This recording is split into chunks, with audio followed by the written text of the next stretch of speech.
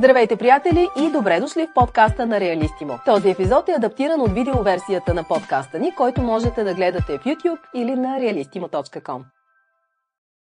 Здравейте, драги зрители и слушатели! Това е най-новият епизод на Реално за имотите с нас, Мартин и Вихрен.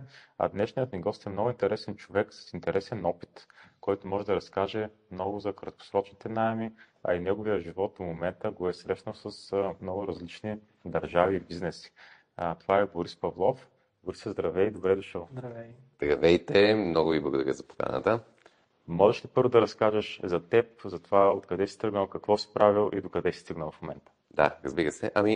Тръгнах от София и имах щастието да получа образование в чужбина. Заминах за Франция, когато бях на 18. От Париж после отидах в Южна Франция да направя магистратура.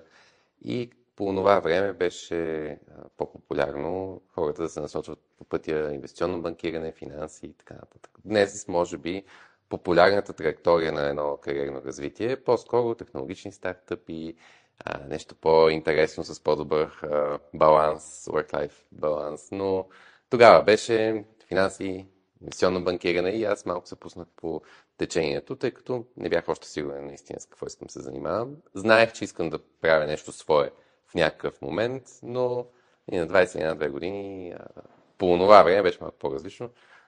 Не бяха много опциите. Та се насочих по този път инвестиционно банкиране за френска банка в Париж. Се върнах обратно в Париж.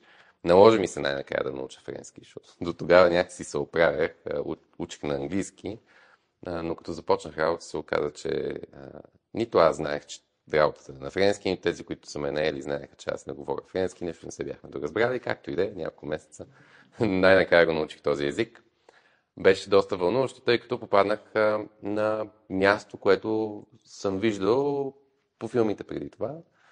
Големите трейдинг флорс, зади с хора, които крещят. Във Франция не крещяха много.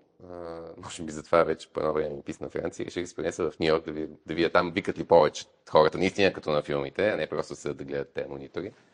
И викаха повече. Значи, имало е фарчащи мишки, когато Феда направи нещо странно с лихвения процент.